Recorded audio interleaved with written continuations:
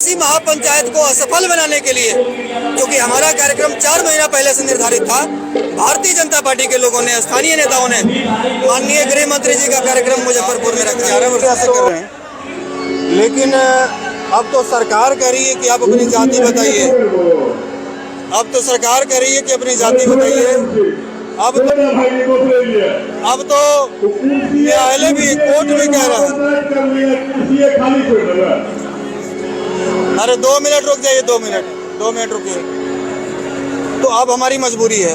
दूसरी बात एक और है कि कई तरह के राजनीतिक षड्यंत्र के तहत हमारे समाज को आर्थिक रूप से, सामाजिक रूप से, शैक्षणिक रूप से, व्यापारिक रूप से, राजनीतिक रूप से कमजोर करने की साजिश रची गई है।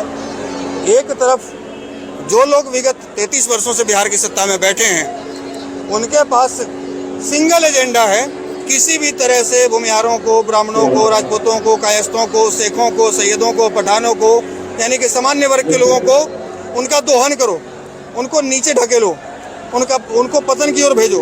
आपने पढ़ा होगा 2013 का जो सवर्ण आयोग का जो रिपोर्ट, जो नीतीश कुमार जी के टेबल पर जो धूल फाँक रही है जो फाइलें, उसमें यह बताया गया है, उसमें यह कहा गया है कि इस बिहार में सबसे अधिक जमीन बेचने वाली विगत 30 वर्षों में कोई जाति है तो भूमिहार जाति हुई है। इसके 17% बच्चे गरीबी की वजह से पढ़ाई छोड़ दिए हैं, पढ़ाई नहीं कर पा रहे हैं, रोजी रोजगार नहीं मिल रही है, बिहार में सरकार नौकरियां नहीं दे रही है, रिजर्वेशन की वजह से, चाहे जैसे कहें, ये गांव घर खेत खलिहान छोड़कर पलायन होने को मजबूर हैं। दूसरे राज्यों में जाकर लोग रोजी रोजगार कर रहे हैं।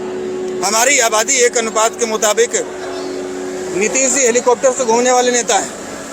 इनके कर्मचारी आधे से ज़्यादा घरों तक जनगणना करने नहीं पहुंचे हैं, और ये बंद कमरे में बैठकर राजनीतिक गणना करके दुनिया के सामने सार्वजनिक कर दिए कि भूमिहारों की आबादी इतनी, ब्राह्मणों की आबादी इतनी। तो इस नीतीश कुमार जी के जनगणना से केवल 2 सरकारी जाति विगत 33 वर्षों से जिनका बिहार में शासन चला है, इनको छोड़कर बाकी कोई भी जाति खुश नहीं है, चाहे वो दलित हो, पिछड़ा हो, अति पिछड़ा हो, चाहे सामान्य वर्ग का हो। और आज जातिगत जनगणना जो है, इसको किस नजरिए से देखते हैं? तो ठीक, ये आंकड़ा जैसा वो बता, वो उनका अपना दावा है। ये निश्चित रूप से ये तो पॉलिटिकल आंकड़ा है, और ये जिस मंशा से जातिगत जनगणना कराकर 2024 के लोकसभा चुनाव से पहले इन्होंने जारी किया है, ये जो मंशा था ये इनके ऊपर उल्टा पड़ गया, ये खेल उल्टा हो गया।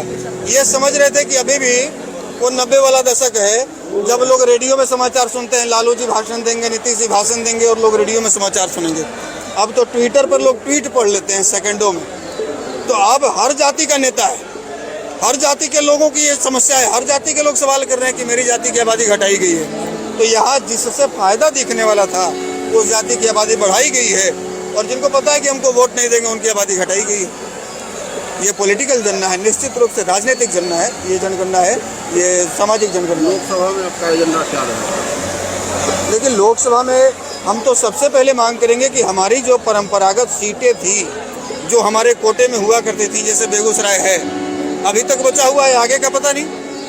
हम यदि संगठित नहीं होंगे तो जैसे हमसे पाटलिपुत्र छीन लिया गया, हमसे जहानाबाद छीन लिया गया, हमसे मोतिहारी छीन लिया गया, हमसे महाराजगंज छीन लिया गया, हमसे वैशाली छीन लिया गया, उसी प्रकार से अगला नंबर हमारा नवादा का पड़ सकता है, अगला नंबर बेगूसराय का हो सकता है, अगला नंबर मुंगेर का हो सकता है। तो अभी हमारी मजबूरी है, चाहे भाजपा हो, चाहे कांग्रेस हो, या जदयू हो, राजद हो, किसी भी पार्टी का बंधुआ मजदूरी नहीं करेंगे। जो हमारी बात करेगा वही हमारे वोट पर राज करेगा। इस नीति के साथ हम आगे बढ़ेंगे। और अब देखते हैं, और ऐसी बहुत सी घटनाएं आपने देखी होंगी कि जो लोग कल तक भगवान परशुराम जी की जयंती नहीं मनाते थे, देश के गृह मंत्री जैसे लोग, वो स्वामी सहजानंद सरस्वती जी जयंती मनाने आए, तेजस्वी जी भी परशुराम जयंती में आकर माफी मांगे, लालू जी श्री बाबू की जयंती मना रहे हैं। और आज इसी महापंचायत को असफल बनाने के लिए, क्योंकि हमारा कार्यक्रम 4 महीना पहले से निर्धारित था, भारतीय जनता पार्टी के लोगों ने, स्थानीय नेताओं ने माननीय गृह मंत्री जी का कार्यक्रम मुजफ्फरपुर में रखा है। लेकिन आप यहाँ का जनसैलाब देखकर समझ सकते हैं कि अब यह समाज ये समझ चुका है कि किसी पार्टी का झंडा ढोने से अच्छा है कि हम अपनी जाति की बात को मजबूत करें, जाति की आवाज़ को मजबूत करें।